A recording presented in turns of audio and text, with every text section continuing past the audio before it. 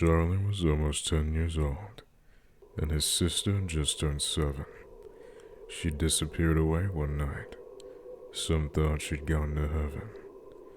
The little girl had ventured out, showed no care or sign of virtue. She'd sneak out quietly from her window, leaving way beyond their curfew. The police had searched for days on end. They feared that she'd been taken. But though he listened to their fears, Charlie knew they'd been mistaken. See, Charlie knew a little secret about what might have happened. The day his whole world changed forever.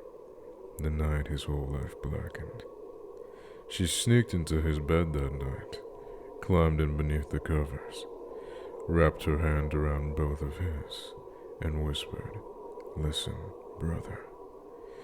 She had told him of the children then, who waited in the garden, the faceless ones lying at the fence who promised not to harm them.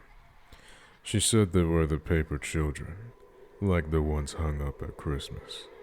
She said these things with awe and wonder, but they just made Charlie listless. She told him of their voices too, which sang to her each night, asking her to play with them. She told him that she might. Now 4 weeks have slowly passed since his sister first went missing.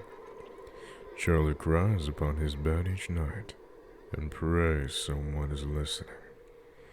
He calls out for a miracle, for a signal or a sign. Then when he hears the distant murmur, he knows that it is time.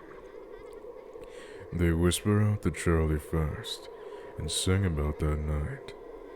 Then when they say his sister's name, Charlie's heart jumps with delight.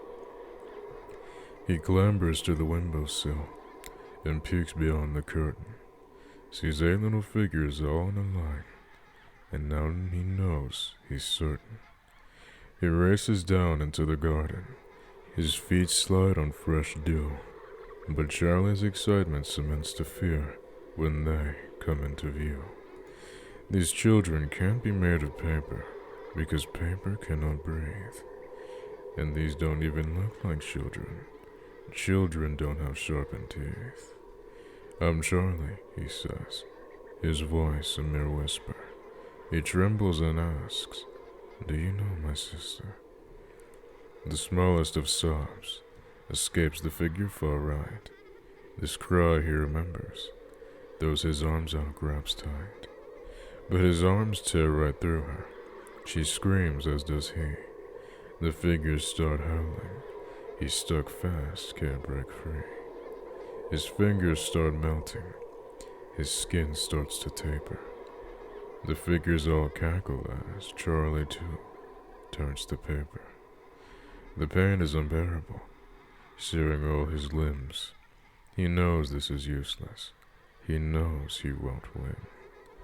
He closes his eyes now, holds them pressed tight, as his body seals with them, his skin fading white. A little girl rises.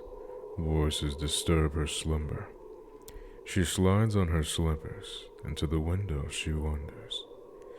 Palms pressed against the glass, she whispers out pardon, and sees 9 paper children calling from her garden.